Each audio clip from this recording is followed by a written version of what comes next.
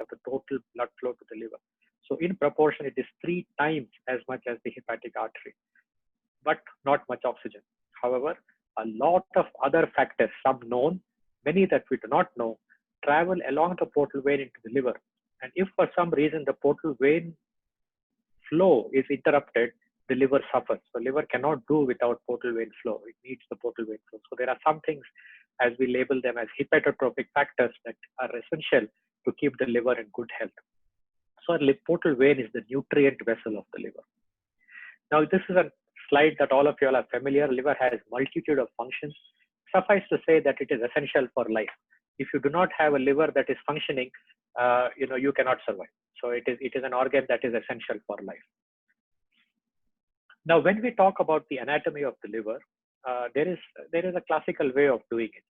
So the usual thing is to do the gross anatomy, and then we will go back as we go down the different levels. So the first thing that you notice is the liver is suspended in the abdomen. It is suspended by multiple ligaments from the diaphragm and the abdominal wall. So the primary ligaments are the falciform ligament that is in the midline, and on either side, the triangular ligaments, the right triangular ligament and the left triangular ligament.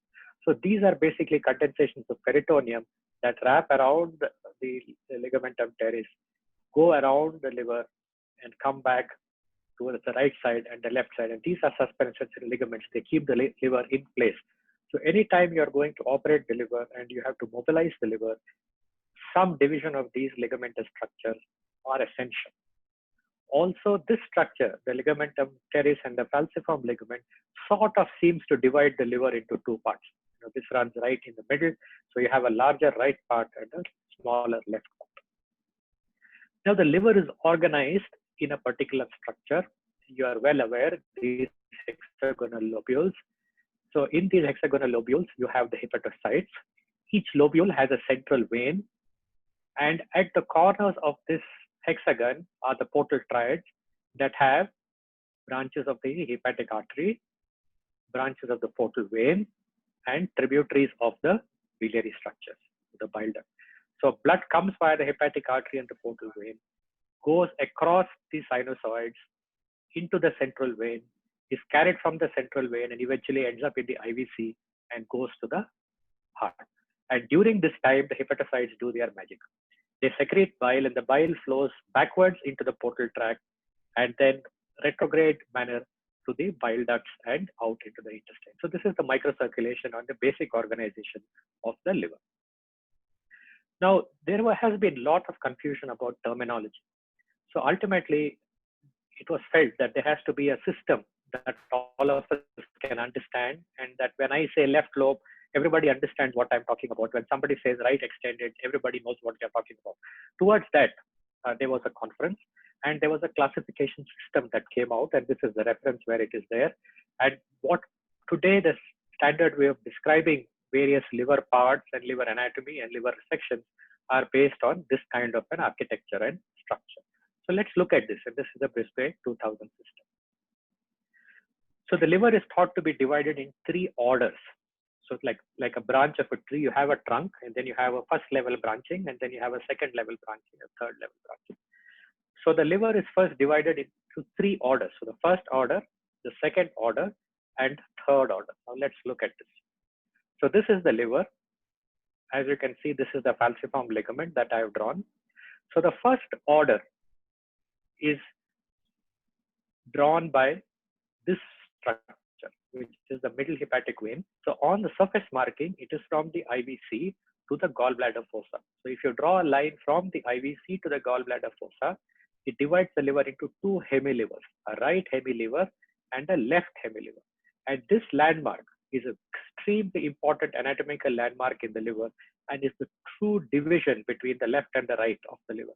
So this is an extremely important landmark for any liver surgery, especially when donor hepatectomies and things are done in liver transplantation. So this is the line of the middle hepatic vein. It is also called the Cantley's line, starting from the IVC to the gallbladder fossa. Gallbladder sits at this point. So this is the first order. The first order divides it into 2, a left hemiliver and a right hemiliver. Now, when you go to the second order, each of these parts are further divided into two. For example, the right side is divided into a right anterior and right posterior, and this is divided by the right hepatic vein.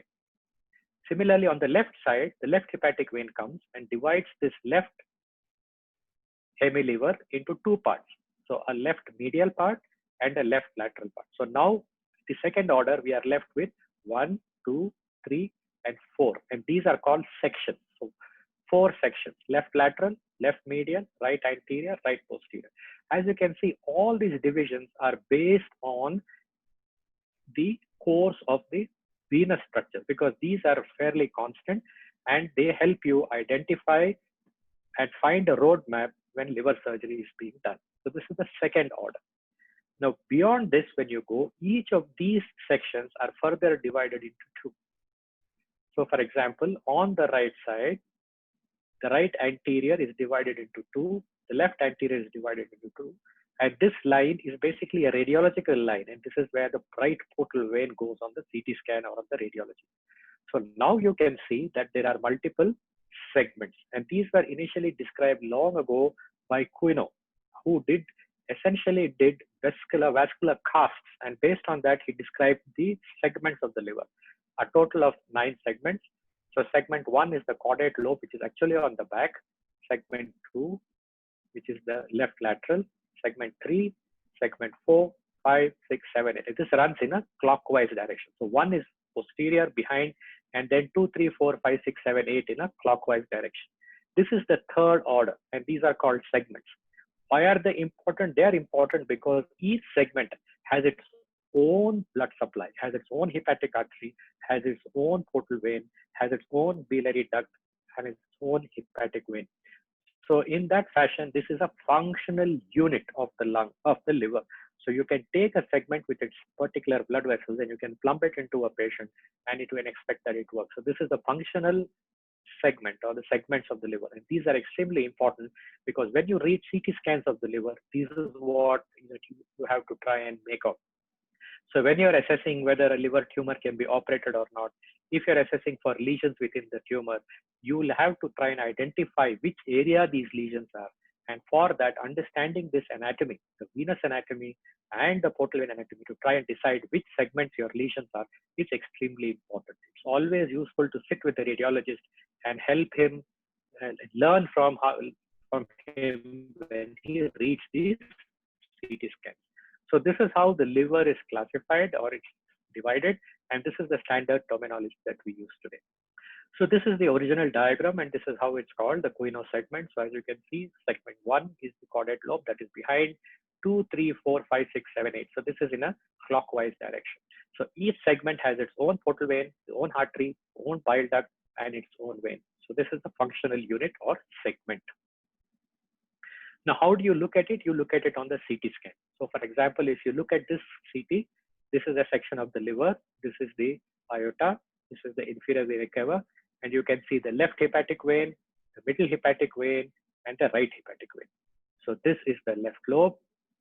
This is segment 4, segment 7, 8, and so on and so forth. So anything that is below the portal vein is 5. So this is how you decide which segment you are seeing here, whether it is segment 2, 3, 4, 5, and you decide your anatomy. So CT scan and cross-sectional imaging is extremely important to try and identify where you are in the liver and where there is a lesion. That is about the liver itself. Now the portal vein also follows a similar division. So the main portal vein divides into the right and left portal vein. The left portal vein then divides into the left medial and the left lateral. Similarly, the right one divides into a right anterior, right posterior, and each of them supply the segments within that area. So if you understand how the liver segments are done, the portal vein almost always follows a similar course. There are variations, time and again, but generally speaking, this architecture or this basic plan is maintained. So as you can see, this is a portal vein. It becomes left, right, left anterior, left posterior, right anterior, right posterior. Each of these go and supply a particular segment of the liver. So by deciding which segment you're going to take out, you can decide which venous structure is supplying that segment. However, if you notice here carefully, the venous structures are in between and they drain adjacent structures. So a vein drains on this side as well as this side. So this particular right hepatic vein drains segment 6-7 as well as segment 5-8. So the veins are in between the segments. So that is why when you follow anatomy and when you're doing a resection, usually your resections are planned on the basis of the vein.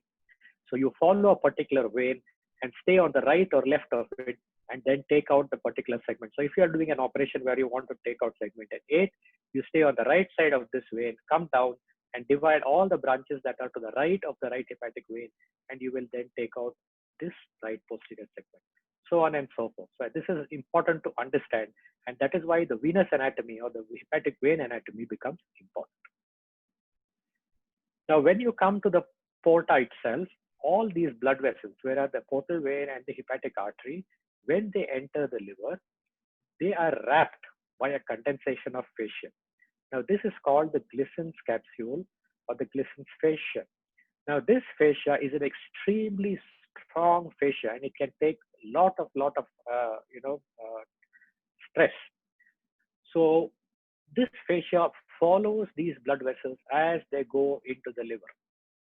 So it forms like a sleeve around the portal structure. So within this is the hepatic artery, portal vein, bile duct, portal vein, hepatic artery. And as you go along, you can see that each of this is wrapped in this Glissen's capsule.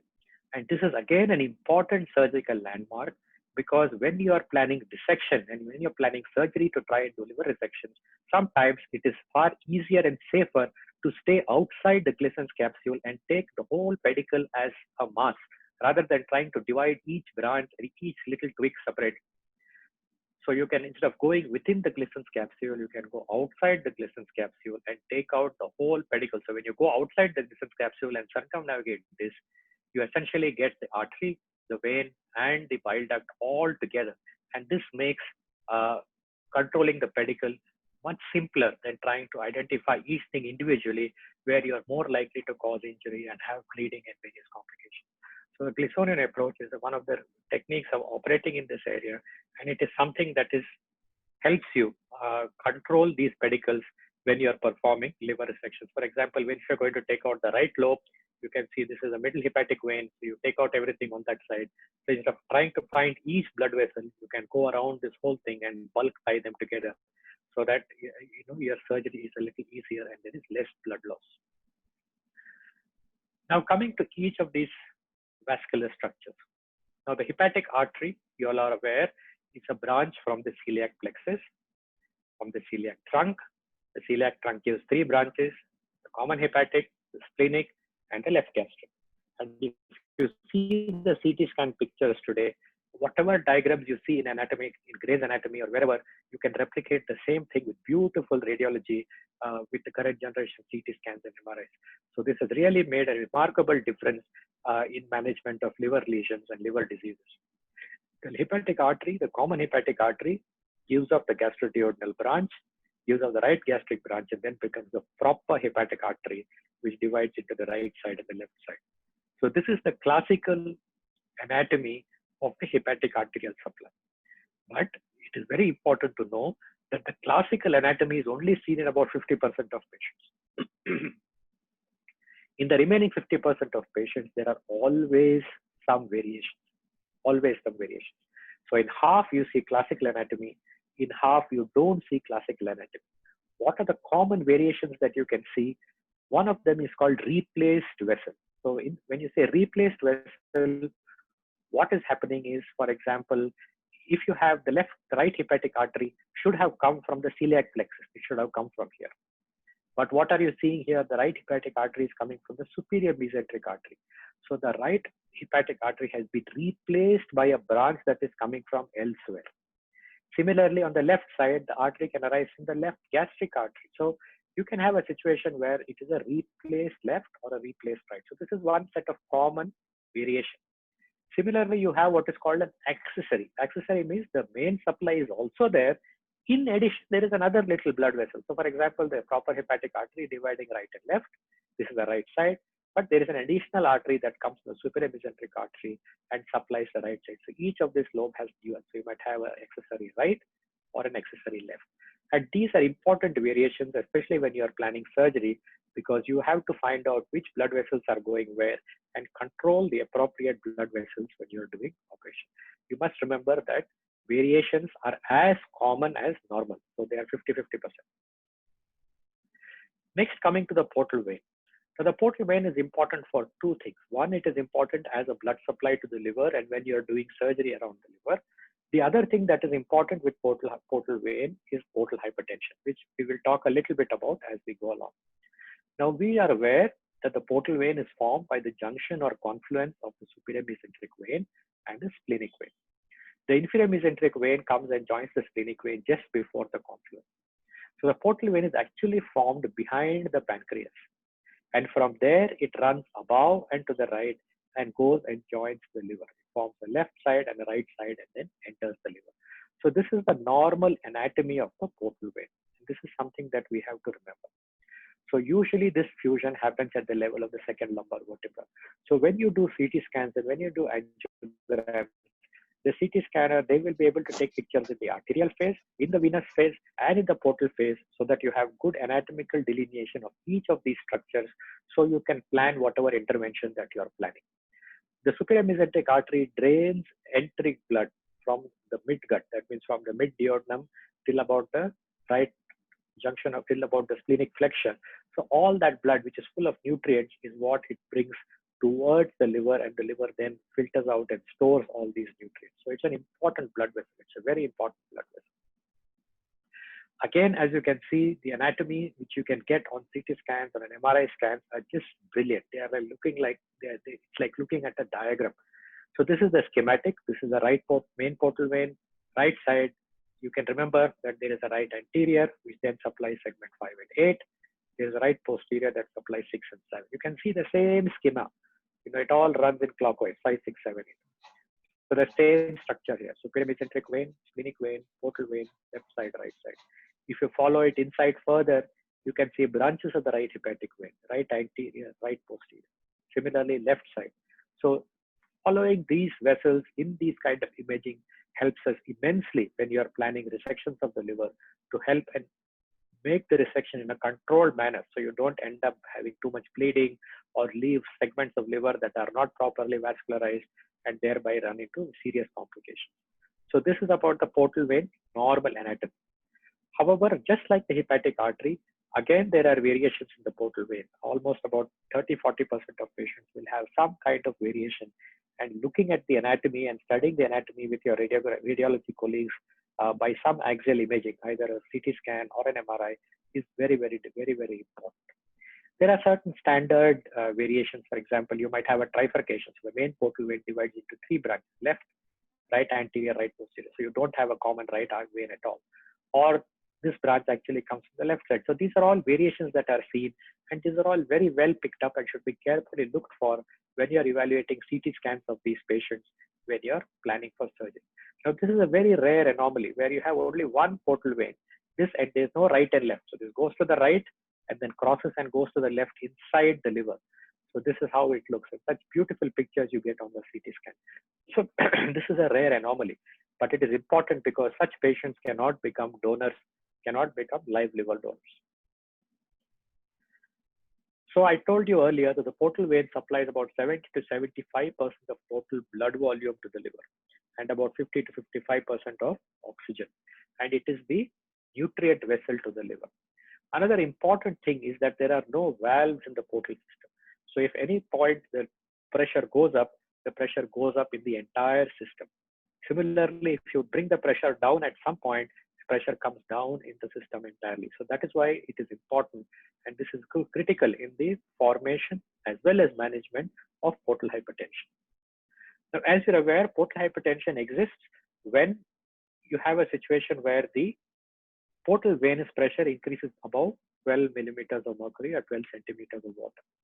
Now, the common causes of portal hypertension are in children you might have extrahepatic portal venous obstruction, where the main portal vein is thrombosed for various reasons.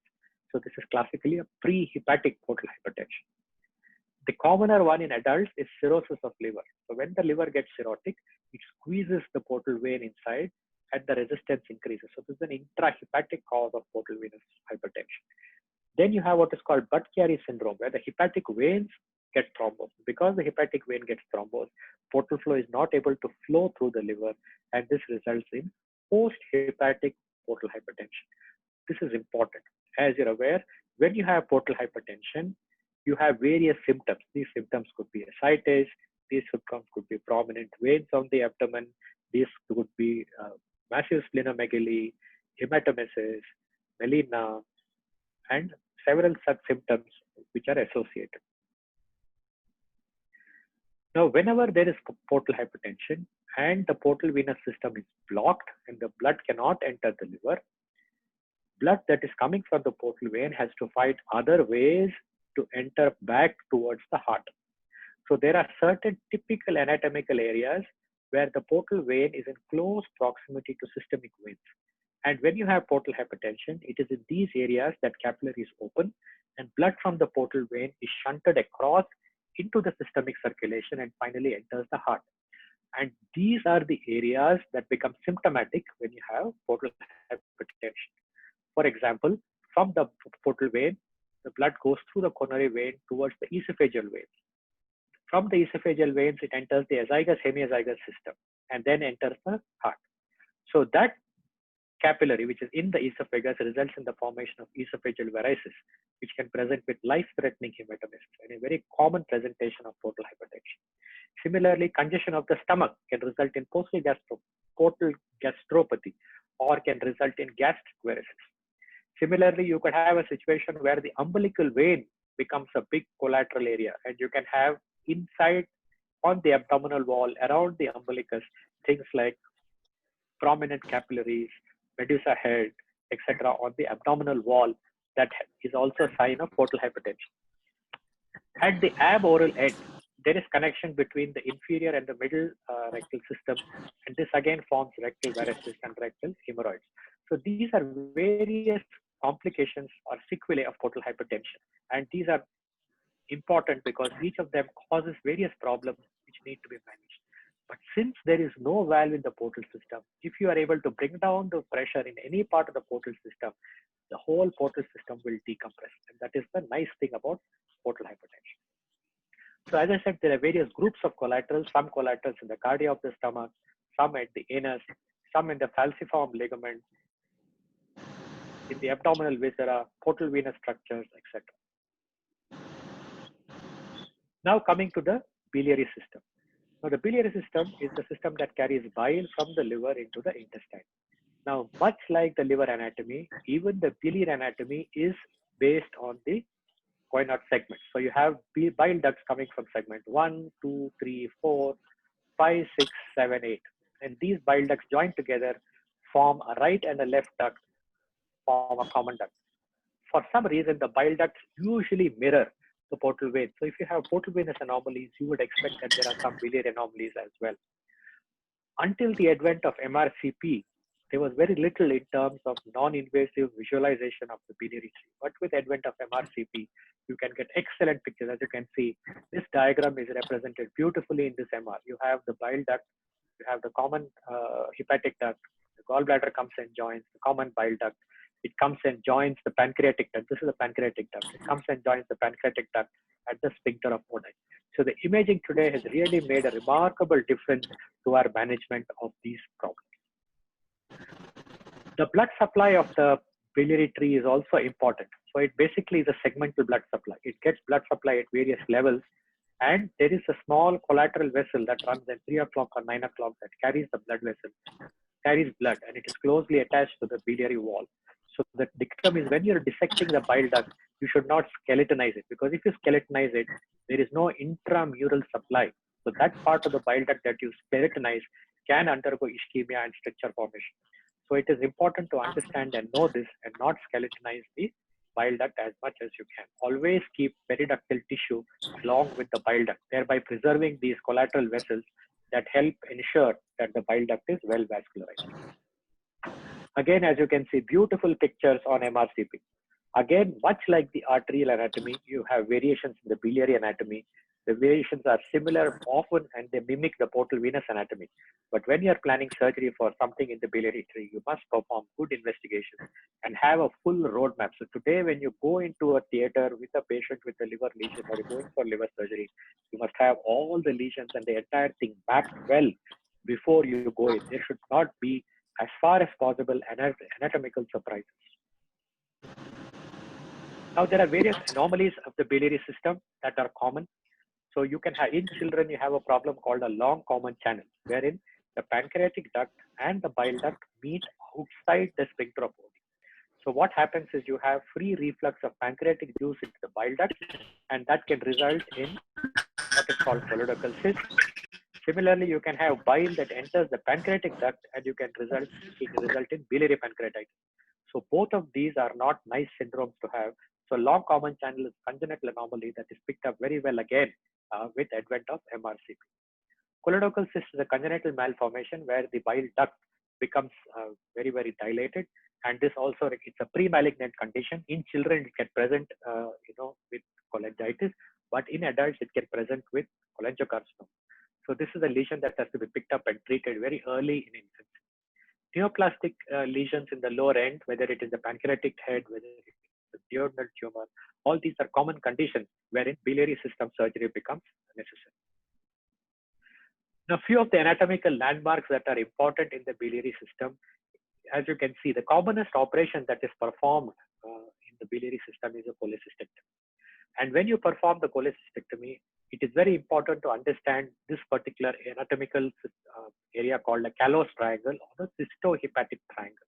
Now, this is a triangle that is shaded here.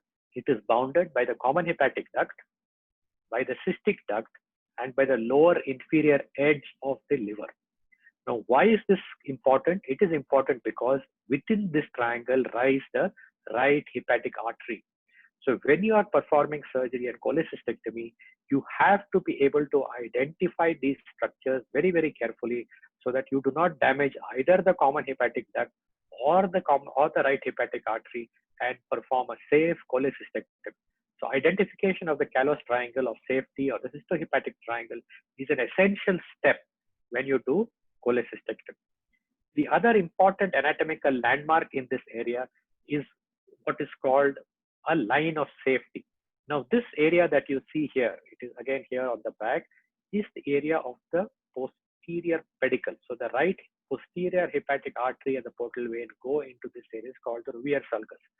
So from the Revier sulcus, if you draw a line to the falciform ligament, if you are to the right of that, you are safe.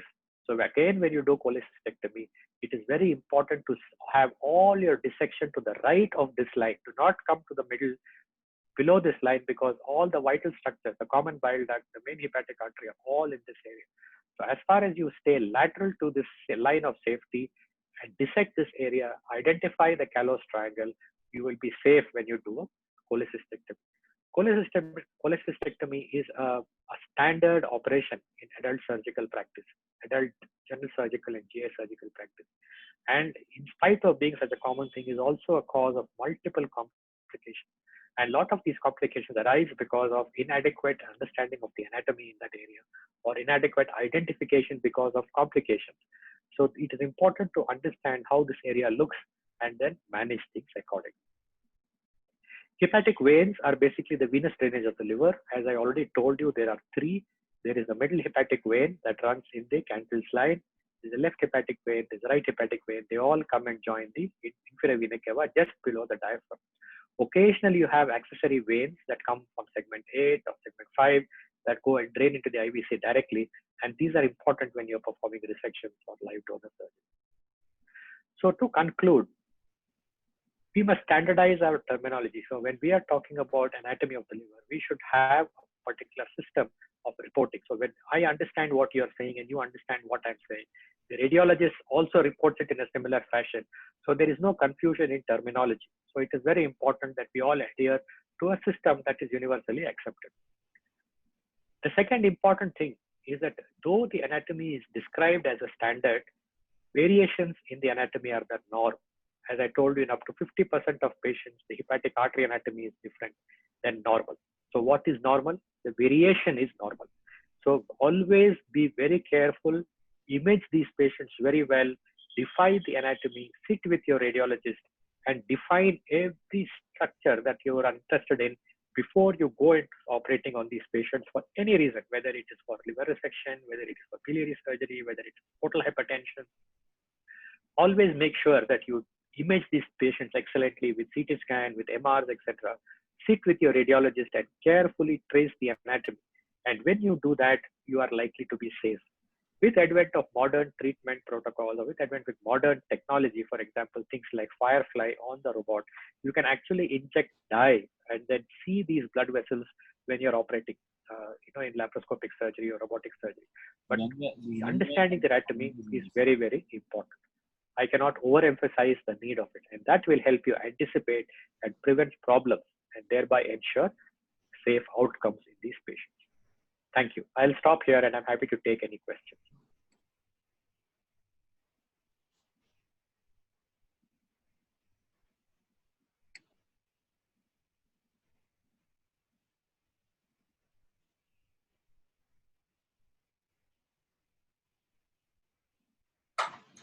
Hello? Yeah, Dr. Sanjay, there is one question from one of the participants. If you go to the chat box, it says that kindly explain the line of safety during colectomy. Okay, I'm not able to see the chat box, but I will show the line of safety. Yeah. So now I will draw your attention to this picture first. Now this picture is the area of the callous triangle.